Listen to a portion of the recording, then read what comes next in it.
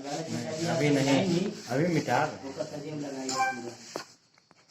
चलो देखो भाई, सबसे पहले बात करते हैं एलिमेंट्री कायनात। एलिमेंट्री कायनात, ठीक है। एलिमेंट्री कायनाल का मतलब होता है आहार नाल। एलिमेंट्री कायनाल की हिंदी क्या होती है भाई?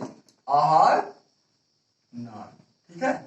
सबसे पहले बात करते हैं कि जो एलिमेंट्री कायनाल होती है, जो आहार नाल होती है, वह हमारे शरीर में पाई जाने वाली एक प्रकार की ग्रंथि होती है। आर या मांस का बना हुआ होता है। इसके साथ ही साथ आहार नाल मांस है, कोशिका है और ऊतकों से मिलकर के बनी हुई एक प्रकार की संरचना होती है, जिसकी लंबाई शरीर में 8 से 10 मीटर होती है। आहार नाल की लंबाई हमारे शरीर में 8 से 10 मीटर तक की होती है। इसके विशेष भाग होते हैं, जैसे भाई देखो, जैसे हुआ मुख, ग्रसनी, ग्रहणी, छोटी आंत और बड़ी आंत। भाई एलिमेंट्री कायनाल जो आहार नाल होती है, तो आहार नाल के विभिन्न भाग होते हैं। जैसे बात करें मुख, ग्रहणी, ग्रसनी, छोटी आंत, बड़ी आंत, ये सारी चीज क्या होते हैं? ये सब कुछ अमाशय एक होता है। ये सारे के सारे आपके एलिमेंट्री कैनाल के एक प्रकार के भाग होते हैं। और एलिमेंट्री कैनाल यानी आहार नाल जो होता है, आहार नाल की जो लंबाई होती है वो 8 से 10 मीटर की होती है। इसके साथ ही साथ आहार नाल के विशेष भाग होते हैं। यहाँ पर देख लेते हैं थोड़ा सा कि जो हमारी स्मॉल इंटेस्टाइन होती है, इसकी लंबाई होती 7 मीटर और चौड़ाई होती 2.5 सेंटीमीटर।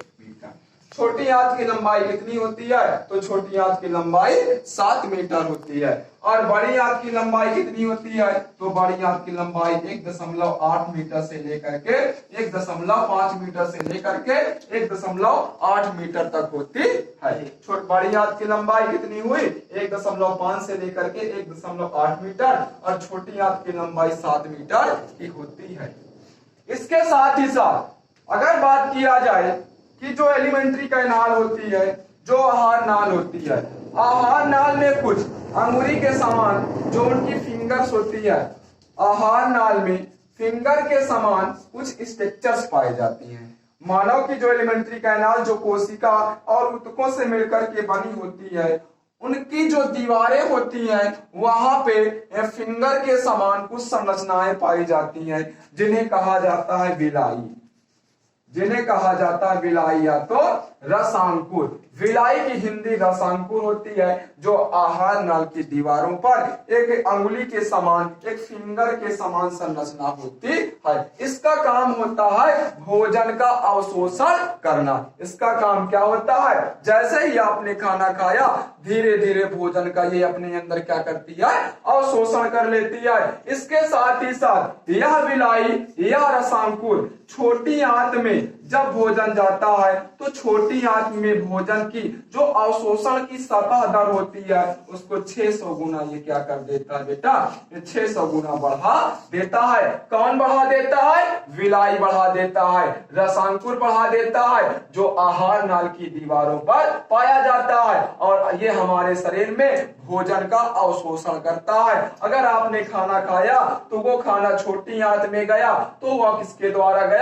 वो विलाई के द्वारा अपने अंदर अवशोषित कर लेती है। और छोटी आंत का जो अवशोषण की सतह दर होती है, वो विलाई के कारण 6 गुना बढ़ जाती है। और विलाई आपका कहाँ पे पाया जाता है? तो यह आहार नाल की दीवार पर एक फिंगर्स के समान संरचना होती है और वहीं पे ये पाई जाती है, जिसका काम होता है भोजन की अवशोषण दर को बढ़ाना या भोजन को अपने अंदर खींचना, अपनी तरफ खींच लेना।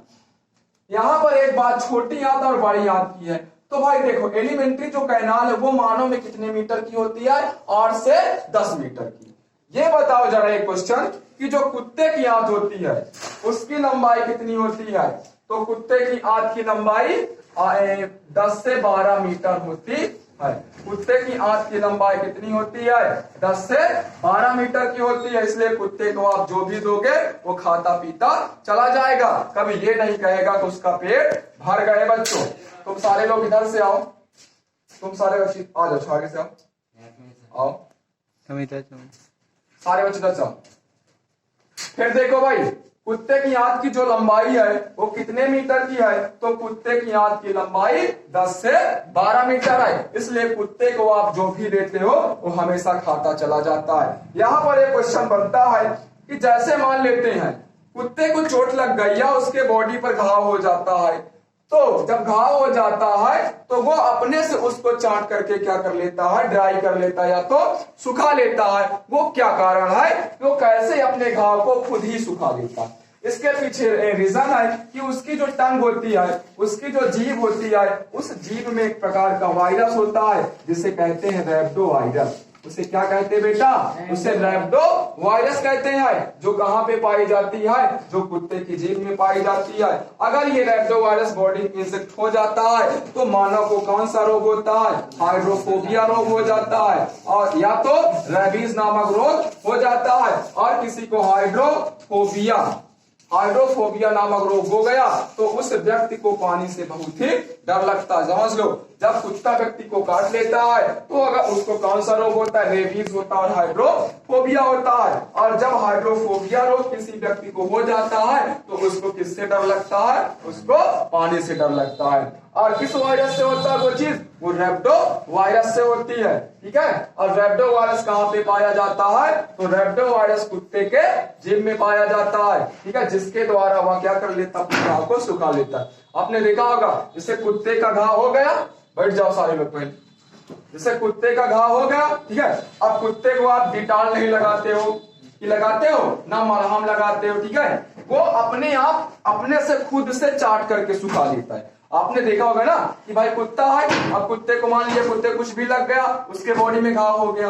अब जब घाव हो जाता है तो वहां पे मलहम पट्टी कोई नहीं करता, ठीक है, लेकिन उनका ड्राई हो जाता, वो सूख जाता है कि नहीं? उसको चाट करके सुखा लेते हैं। तो जाहिर सी बात है कि जब चाट करके सुखा लेते हैं तो उनके जीभ में कुछ ना कुछ होता है, तभी तो सुखा लेते हैं। तो उनके जीभ में एक वायरस होता है जिसे कहते हैं रैबिडो वायरस। और ये रैबिडो वायरस जब वो काट लेता है किसी व्यक्ति को तो वो व्यक्ति के ब्लड में चला जाता है, और चला जाता है तो उसको क्या हो जाता है? रेबीज और हाइड्रोफोबिया जैसे घातक रोग हो जाते हैं। और इस रोग में हाइड्रोफोबिया जो रोग हो जाता है, इस रोग में व्यक्ति को पानी से डर लगता है। ये जान लो, अगर कुत्ते ने किसी को काट लिया और जब काट लिया तो उसको ये रोग अगर हो गया तो उसको पानी को छूने से बहुत ही डर लगेगा, उसको अपने आप में हेजिटेशन हो जाएगा, वो पानी से बहुत तेज डरेगा।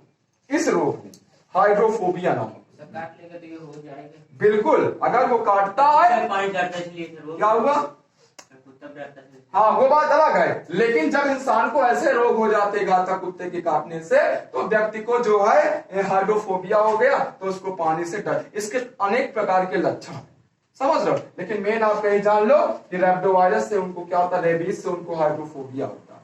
आई बात समझ में? और कुत्ते की आंत की लंबाई आप जान लो 10 से 12 मीटर होती है। कुत्ते की आंत की लंबाई 10 से 12। अगर उसको कुछ भी दोगे तो खाता ही चला जाएगा, ना कभी नहीं करेगा। एक रोटी दिया उसने खा लिया, फिर से दिया फिर खा लिया, वो ना नहीं कभी, उसका पेट कभी नहीं भरता। जब भी दोगे वो खाता चला जाएगा। समझ रहे हो? इसीलिए उसकी आंत काफी बड़ी होती है। अब आंत बड़ी है तो उसकी पाचन शक्ति भी ठीक ठाक है, खाना भी ज्यादा खाएगा, है कि नहीं? तो कुत्ते की आंत की लंबाई कितनी होती है? 10 से 12 मीटर। मनुष्य वेरी गुड। छोटी आंत की लंबाई 7 मीटर और बड़ी आंत की लंबाई 1.5 से लेकर के 1.8 मीटर की होती है। हाँ, और उनके आहार नाल के 8 से 10 मीटर होती है। और आहार नाल के सब भाग है जिनके द्वारा आपके शरीर में भोजन का पाचन होता है, खाना पीना सब कुछ अच्छे तरीके से कर लेते हो, उसका डाइजेशन हो जाता है। बाकी ये सब हम आपको बाद में पढ़ाएंगे, ठीक है।